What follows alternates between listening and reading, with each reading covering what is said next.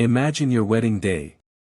Everything is perfect: the dress you dreamed about since you were a little girl, the venue you saved for years to afford, the people you love most gathered in one place, music floating softly, flowers everywhere.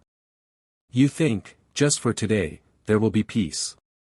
That your family will behave, celebrate with you, let the past stay in the past. You walk in believing it's just about joy. You'll smile for the photos, dance with your partner, cut the cake, and that's it. No one will turn your happiness into a stage for old control. No one will use the microphone to remind you who's really in charge. Right? Wrong. Because some mothers never miss an opportunity. Some controlling mothers see their daughter's wedding as the last chance to prove who still holds the reins. And when she leans in during the reception, with that sweet poison tone everyone recognizes, the entire room freezes. Be grateful, not dramatic. Said quietly, close to your ear, but loud enough for the nearby guests to hear. Said with that smile that looks like love, but is pure psychological control from parents. You feel the floor disappear beneath you. The public family humiliation hits like a slap disguised as a hug. Everyone pretends they didn't hear, but they did. And no one defends you. Because it's her mother, poor thing, she only wants the best. But what if I told you there's a way to end it without shouting, without a scene, without becoming the villain of your own day? A way so calm, so precise, that the narcissistic mother realizes too late she's lost control forever. A silent revenge that doesn't need a fight, just one clear choice. A family cycle break that starts with a no one saw coming. Have you been there? Smiled on the happiest day of your life while swallowing a comment that diminished you in front of everyone? Felt that emotional guilt from your mother squeezing you even at the altar? Then stay with me until the end.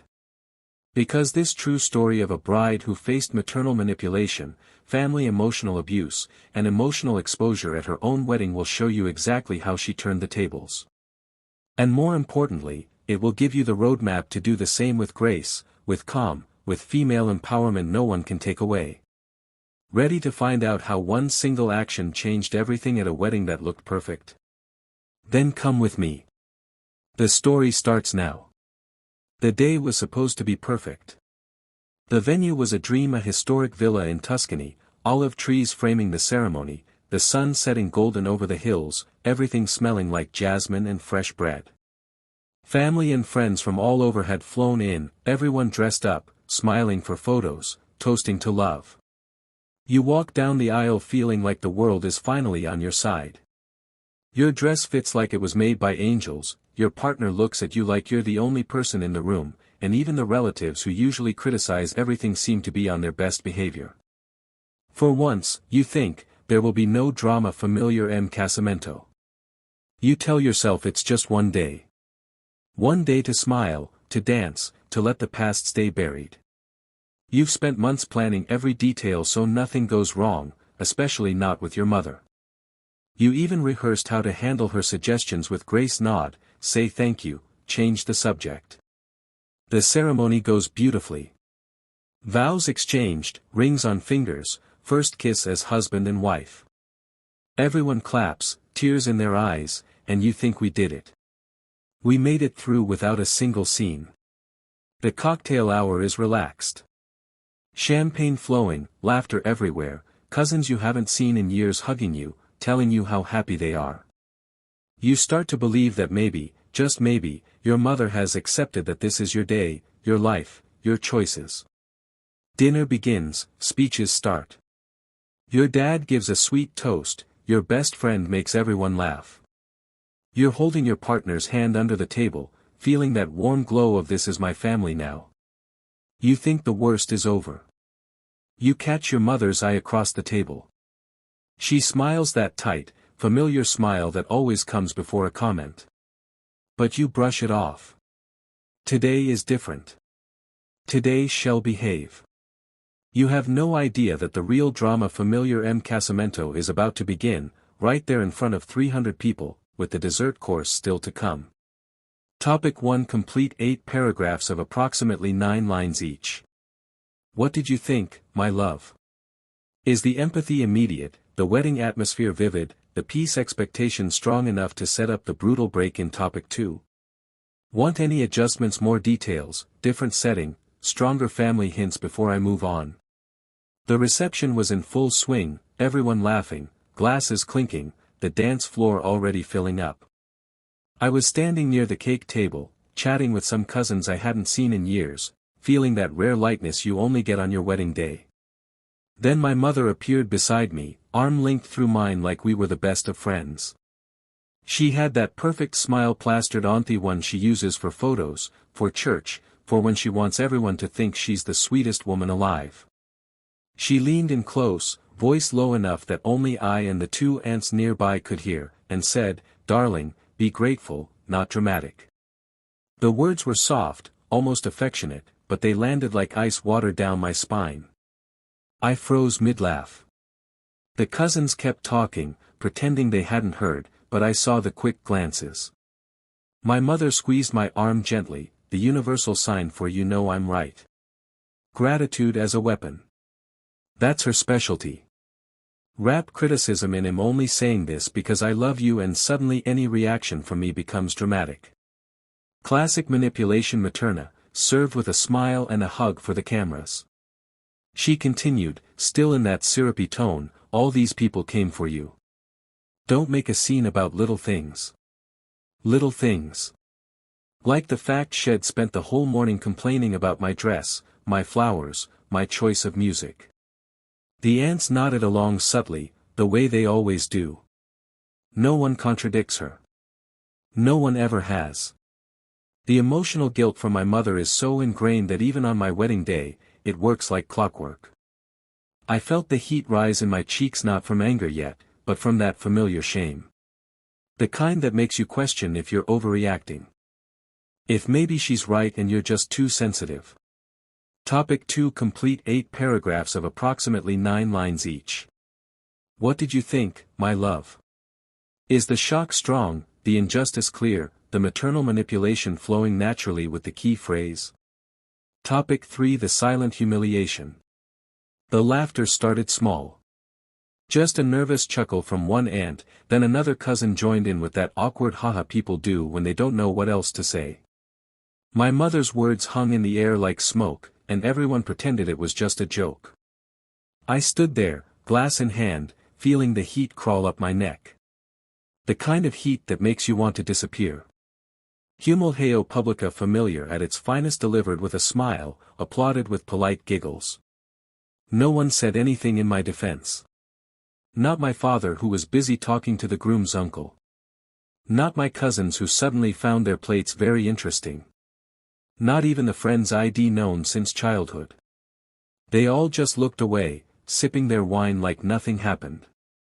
My mother kept her arm linked through mine, patting my hand gently, as if she'd just given me the best advice in the world.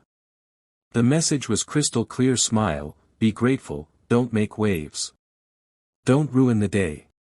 The photographer walked by at that exact moment, snapping photos of the happy family. I forced the smile wider, because that's what you do. You swallow the lump in your throat and pose, because it's my wedding day. Inside, though, something cracked. Not loud. Not dramatic. Just a quiet fracture in the part of me that always obeyed to keep the peace. The part that believed saying something would make me the problem.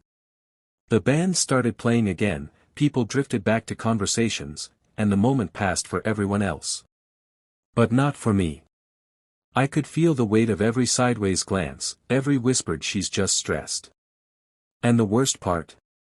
I almost apologized. Almost pulled my mother aside and said sorry if I seemed dramatic.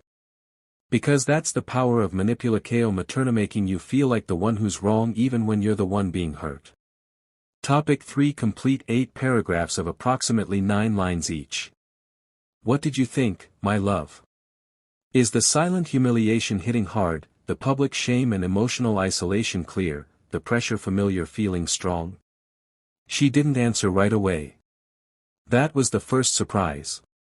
Everyone around us waited for the usual response: the quick "you're right, Mom," the nervous laugh, the change of subject.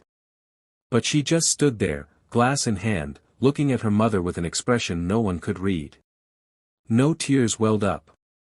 No voice cracked. No immediate apology or explanation tumbled out. The silence stretched long enough to become uncomfortable, like the pause before thunder. Her mother tried to fill it with another gentle squeeze of the arm and a soft "you know I only say this because I love you." Classic move. But this time, it didn't land. The words hung in the air, unanswered. She took one slow breath. You could almost see her counting to 3 inside her head. Then she straightened her posture, not dramatically, just enough that her shoulders squared and her chin lifted a fraction. No one knew what to do with that calm. The ants shifted weight from one foot to the other. A cousin pretended to check her phone. Even the string quartet seemed to play a little softer, as if sensing the shift. She didn't raise her voice. She didn't pull away angrily. She simply slipped her arm free from her mother's grip with the gentlest movement, like removing a shawl she no longer needed. And then, without a word, she turned and walked toward the dance floor, not running, not storming, just walking with the steady grace of someone who had finally decided something important. She didn't go back to the table right away. Instead, she walked to the dance floor, found her husband, and started dancing like nothing had happened. But something had. The shift was internal, invisible, but absolute. Every time her mother approached with another suggestion, she responded with a calm smile and a gentle change of subject. No argument. No explanation. Just distance wrapped in politeness. When her mother tried to pull her aside for a quick word about the seating chart or the cake flavor, she simply said, "I trust the planner completely," and turned back to her guests. The refusal was soft, but final. The aunts tried to mediate, coming with their usual "your mom is just excited." She listened, nodded, and then excused herself to greet other friends. No confrontation. Just consistent, quiet disengagement. She stopped seeking her mother's approval on small things. Didn't ask, "Do you like this song?" Or "Is this photo okay?" She made decisions, small ones, like choosing the next toast order, and carried them out without checking in. The power began to slip away from her mother in tiny, unnoticed moments. Each ignored advice, each unanswered pull for attention, created a wider space between them. The control psychologico dos pies started to lose its grip without a single raised voice. People noticed the change, even if they couldn't name it. Her husband squeezed her hand under the table, sensing the shift. Her friends started gravitating toward her more, away from the usual family circle. And the most powerful part? She felt lighter with every calm refusal. The old guilt tried to creep in. Am I being cold? But she met it with the truth, setting limites. A familia isn't cruelty. It's self-respect. She held the pen above their document for a long second, letting the silence stretch until it became almost unbearable. Her parents leaned forward, eyes bright with expectation, believing the moment had finally come when she would fold. Then she moved the pen away from their stack of papers. She picked up the revocation document instead, the one Caroline had prepared, the one that quietly stripped away every legal string they'd tied to her life over decades. Her hand was steady. No trembling. No hesitation. She signed her name in the same clear, precise strokes she used on medical charts, the signature that had saved countless lives, now saving her own. The room froze. Her mother's mouth opened, but no sound came out. Her father reached for the paper, fingers brushing the edge, but she was already folding it, tucking it back into her bag with the calm of someone who just completed a routine procedure. The signature was done. Irrevocable. Legal. Final. They stared at her like she had spoken a foreign language. Her mother tried to recover, voice cracking, "But we need you to help us decide things." The plea was desperate now, the mask of fragility shattered. The manipulation materna had run out of fuel. She stood up slowly, smoothing her dress. The movement was deliberate, almost graceful, like she was stepping out of a role she'd played too long. She looked at them, not with anger, not with pity, just with quiet certainty. "I love you both," she said, voice soft but unbreakable. But love isn't control. And from now on, my decisions are mine. She turned toward the door. Her parents started speaking at once, first pleading, then angry, then bargaining. But the words bounced off the boundary she had just drawn. The cycle that had spanned generations had just starved to death in one calm signature. She paused at the doorway, looked back once. Not to argue. Not to explain. Just to say, gently. I hope you understand. This is what being grateful to myself looks like. Then she walked out. The corridor felt different on the way back. Lighter. Clearer. The fluorescent lights didn't feel cold anymore, they felt like daylight. Because sometimes the bravest act isn't shouting. It's signing your name and walking away. Sometimes one quiet signature in a hospital room saves not just you, but every daughter who will come after and never have to sign away her own life. Her mother's face changed in seconds. The perfect smile that had held the room together cracked like thin ice. The woman who had just delivered the perfect advice now looked genuinely confused, as if the script she'd written for decades had suddenly been rewritten without her permission. She tried to laugh it off first. A light, nervous chuckle, the kind she used when guests overheard her criticisms. "Oh, you're being silly now," she said, reaching for her daughter's arm again. But the arm wasn't there anymore. The distance was already growing. The aunts stepped in automatically, the usual backup team. "She didn't mean anything by it," one said quickly. "It's just wetting nerves." But their voices sounded thinner, less certain. The room's energy had shifted, and they felt it too. Her mother's tone sharpened. "Come on, don't be like this on your big day." The sweetness was gone now, replaced by something closer to panic. The manipulation materna that had always worked so well was hitting a wall it couldn't climb. She tried guilt next, the old reliable. "After everything I've done for this wedding, the planning, the guests, the dress alterations," her voice rose just enough to draw more eyes. She wanted allies. She wanted the crowd to pressure her daughter back into line. But no one jumped in this time. The cousins looked away. The groom's family shifted uncomfortably. Even the waiter paused with the champagne tray. The usual chorus of "listen to your mother" never came. Her mother's eyes darted around the room, searching for support that wasn't there. The realization hit her slowly: the obedience she'd counted on for 32 years wasn't automatic anymore. The cycle she'd fed with every "be grateful" was starving right in front of her. She made one last attempt, voice dropping to that wounded whisper she saved for maximum impact: "You're embarrassing me." But the words fell flat. The power reversal was complete, and everyone in the room could feel it even if they didn't understand how it happened. Gratitude isn't submission. That's the first thing you need to carry from this story. Being thankful for what your parents gave you doesn't mean you owe them your peace, your choices, or your voice. Real gratitude coexists with boundaries. Fake gratitude is just another word for silence. Respect isn't earned by enduring humiliation. You don't prove you're a good daughter by swallowing every comment that diminishes you. You prove it by showing up as your full self even when they don't like what they see. Respect flows both ways, or it isn't respect at all. The people who truly love you don't need control to feel secure. They don't weaponize "after everything I did for you" every time you step outside their script. They celebrate your happiness, even when it doesn't match the picture they had in mind. Anything less is manipulation, not love. When someone tells you to be grateful, not dramatic, what they're really saying is be quiet, not yourself. And you're allowed to choose yourself. Every single time. Especially on the days that are supposed to be yours. You don't need a big confrontation to break the cycle. Sometimes all it takes is calm distance, consistent boundaries, and one clear action that says "this far, no further." The power they held wasn't real, it was borrowed from your silence. Return it. If your mother, father, or anyone in your family makes your joy feel conditional, remember their discomfort with your independence isn't your burden to carry. It's theirs.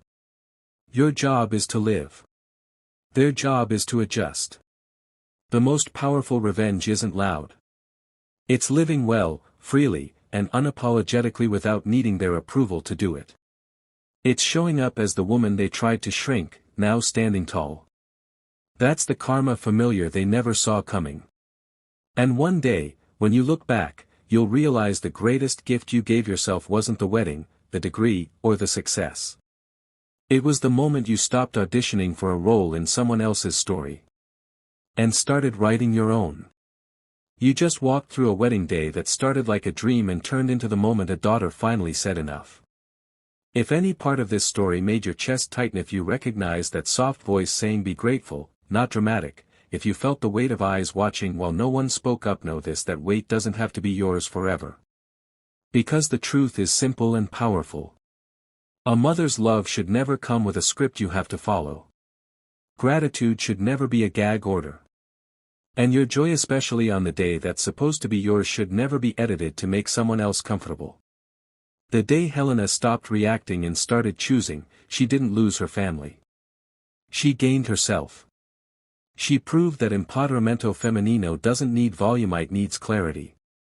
One calm boundary can end decades of control psicológico dos pies.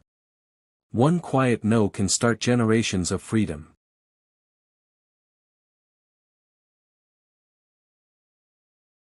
So here's my question for you today. What comment, what look, what be grateful have you been carrying that's no longer yours to hold? What small, steady choice could you make this week that says I'm done performing? What limit could you set without a fight, without drama, that would finally let you breathe? You don't need a wedding, a hospital room, or a public stage. You just need the courage to choose yourself once. And then again. And again. Because the moment you stop auditioning for approval in your own life, the cycle breaks. The manipulacao materna loses its power.